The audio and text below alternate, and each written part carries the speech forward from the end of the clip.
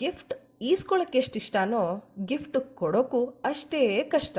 ಕೇಳ್ತಾ ಇದ್ದೀರಾ Krithika podcast, Krithika Kuteera YouTube ಚಾನಲ್ನಲ್ಲಿ. ಫಸ್ಟ್ ಟೈಮ್ ನನ್ನ ಯೂಟ್ಯೂಬ್ ಚಾನಲ್ನ ನೋಡ್ತಾ ಇದ್ರೆ, ಕೇಳ್ತಾ ಇದ್ರೆ ಪ್ಲೀಸ್ ಸಬ್ಸ್ಕ್ರೈಬ್ ಆಗಿ. ಹಾಗೆ ನನ್ನ ವೀಡಿಯೋಸ್ಗಳು ಇಷ್ಟ ಆದರೆ ಲೈಕ್ ಮಾಡಿ, ಶೇರ್ ಮಾಡಿ, ಹಾಗೆ ನೋಟಿಫಿಕೇಶನ್ ಬೆಲ್ ಒತ್ತನ್ನ ಮಾತ್ರ ಮರಿಬೇಡಿ. ಚಿಕ್ಕವರಾಗಿದ್ದಾಗಿಂದನೂ ಗಿಫ್ಟ್ ತಗೊಳ್ಳೋದ್ರಲ್ಲೇ ಖುಷಿ ಜಾಸ್ತಿ. ಅದರಲ್ಲೂ ಸರ್ಪ್ರೈಸ್ ಗಿಫ್ಟ್ಸ್ಗಳಂತೂ ಅಬ್ಬಾ, ಅದು ಹೇಳೋಕ್ಕೆ ಆಗಲ್ಲ. ನಮ್ಮ ಇಮ್ಯಾಜಿನರಿ ವರ್ಲ್ಡಲ್ಲಿ ಯಾವೆಲ್ಲ ಸಿನಿಮಾಗಳು ನೋಡಿರ್ತೀವೋ ಆ ಎಲ್ಲ ಸಿನಿಮಾಗಳದ ಒಂದೊಂದು ಕ್ಲಿಪ್ಸ್ಗಳು ನಮ್ಮ ತಲೆಯಲ್ಲಿ ಬಂದ್ಬಿಟ್ಟಿರುತ್ತೆ. ಆ ಥರ ಸರ್ಪ್ರೈಸ್ ಗಿಫ್ಟ್ಸ್ ಅಂತ ಅಂದರೆ ಅಷ್ಟು ಪವರ್ ಇರುತ್ತೆ. ನಾವು ತುಂಬ ಚಿಕ್ಕವರಾಗಿದ್ದಾಗ ಕಂಡಿದ್ದೆಲ್ಲ ಬೇಕು ಅನ್ನೋ ಆಸೆ, ಫ್ರೆಂಡ್ ಹತ್ರ ಇರೋದು, ಶೋರೂಮಲ್ಲಿರೋದು, ಹಾಗೆ ಎಲ್ಲಂದ್ರಲ್ಲಿ ಏನು ನೋಡಿದ್ರು ಅದು ಬೇಕು ಅಂತ ಕೇಳ್ತಾ ಇರ್ತೀವಿ.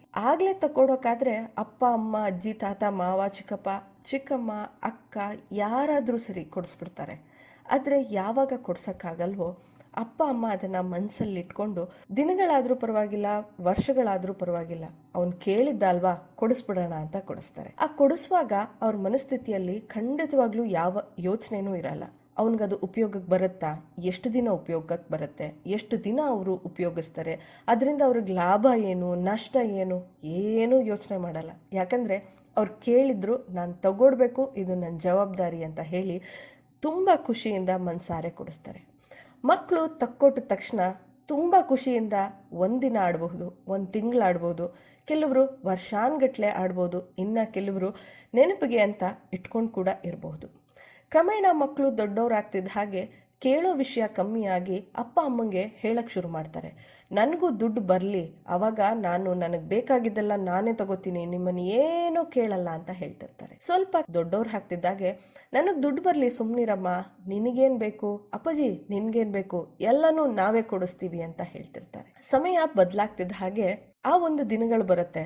ಗಿಫ್ಟ್ಗಳು ಕೊಟ್ಟಿರೋ ಲೆಕ್ಕ ಇಟ್ಕೊಂಡ್ರೆ ನಾವು ಯಾರ್ಯಾರಿಗೆ ಏನೇನು ಕೊಡಬೇಕು ಅಂತ ಯೋಚನೆ ಮಾಡಿದ್ರೆ ಸಿಕ್ಕಾಪಟ್ಟೆ ಭಯ ಶುರುವಾಗ್ಬಿಡುತ್ತೆ. ಅಂಥದ್ರಲ್ಲಿ ನಮಗೆ ಬೇಕು ಅಂದ ತಕ್ಷಣ ಸಾಕಷ್ಟು ಜನ ನಮಗೆ ಗೊತ್ತಿಲ್ದೋ ಏನೇನೇನೋ ಕೊಡ್ಸಿರ್ತಾರೆ. ಅವ್ರ ಬರ್ಡೇಗೋ, ಒಂದು ಆ್ಯನಿವರ್ಸರಿಗೋ ಅಥವಾ ತುಂಬ ಖುಷಿಯಾಗೋ ಗಿಫ್ಟ್ ಕೊಡಬೇಕು ಅಂತ ಅಂದಾಗ ಲೆಕ್ಕಾಚಾರಗಳು ಶುರುವಾಗುತ್ತೆ. ಅವ್ರಿಗೆ ಗಿಫ್ಟ್ ಕೊಡಬೇಕಾದ್ರೆ ಇದು ವರ್ತ್ ಇದೆಯಾ, ಇದವ್ರಿಗೆ ಉಪಯೋಗಿಸಕ್ಕೆ ಬರುತ್ತಾ, ಇದವ್ರು ಉಪಯೋಗಿಸ್ತಾರ, ಎಷ್ಟು ದಿನ ಉಪಯೋಗಿಸ್ತಾರೆ, ಉಪಯೋಗಿಸಿದ್ರು ಹೇಗೆ ಉಪಯೋಗಿಸ್ತಾರೆ, ಹಾಳು ಮಾಡ್ಕೊಬಿಟ್ರೆ ಅಬ್ಬಬ್ಬಾ ಎಷ್ಟು ಕ್ವೆಶ್ಚನ್ಸ್ಗಳು ತಲೆಗೆ ಬರುತ್ತೆ. ಇಷ್ಟೆಲ್ಲ ಯೋಚನೆ ಮಾಡಿ ಕೊನೆಗೆ ಗಿಫ್ಟ್ ಕೊಡಬೇಕಾ ಅಂತಲೂ ಎಕ್ಸ್ಟೆಂಡ್ ಆಗಿ ಯೋಚನೆ ಮಾಡೋರು ಇದ್ದಾರೆ. ಹೀಗೆಲ್ಲ ಲೆಕ್ಕಾಚಾರ ಮಾಡಿ ಅದು ಅಪ್ಪ ಅಮ್ಮಂಗಿರಬಹುದು, ಫ್ರೆಂಡ್ಸ್ಗಿರ್ಬೋದು, ರಿಲೇಟಿವ್ಸ್ಗಿರಬಹುದು, ದೂರದ ಸಂಬಂಧಿಕರಿಗೆ ಇರಬಹುದು.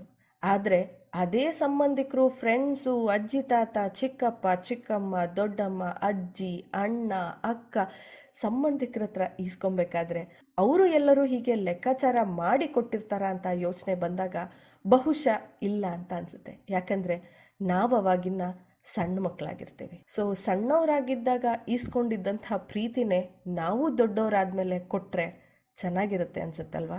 ಇರುವಾಗಲೇ ಚೆನ್ನಾಗಿರೋದನ್ನ ಕೊಟ್ಟು ಖುಷಿ ಪಡೋದನ್ನ ನೋಡಿ ಖುಷಿ ಪಡೋದೇ ಜೀವನ ಅನ್ಸುತ್ತೆ. ಈ ಥರ ನಿಮ್ಗೆ ಯಾವಾಗ್ಲಾದ್ರೂ ಅನುಭವ ಆಗಿದೆಯಾ? So moral of the story ನನಗನ್ಸಿದ್ದು, ಕೊಟ್ರೆ ಖುಷಿಯಾಗಿ ಮನಸ್ಫೂರ್ತಿಯಾಗಿ ಗಿಫ್ಟ್ ಕೊಟ್ಬಿಡೋಣ, ಇಲ್ಲ ಅಂತಂದ್ರೆ ಲೆಕ್ಕಾಚಾರನೇ ಬೇಡ ಅಂತ ಹೇಳಿ ಅವ್ರ ಜೊತೆ ಅವರಾಗೆ ಇದ್ದು ಖುಷಿಯಾಗಿಡೋಣ ಅಂತ.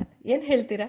ಈ ವಿಡಿಯೋ ನಿಮ್ಗೆ ಇಷ್ಟ ಆಗಿದ್ರೆ ಲೈಕ್ ಮಾಡಿ, ಶೇರ್ ಮಾಡಿ, ಹಾಗೆ ನೋಟಿಫಿಕೇಶನ್ ಬೆಲ್ ಒತ್ತೋದನ್ನ ಮರಿಬೇಡಿ ಅಂತ ಹೇಳ್ತಾ ಮತ್ತೊಂದು ವಿಡಿಯೋಯೊಂದಿಗೆ ನಿಮ್ಮ ಮುಂದೆ ಬರ್ತೀನಿ. Until then take care of your self.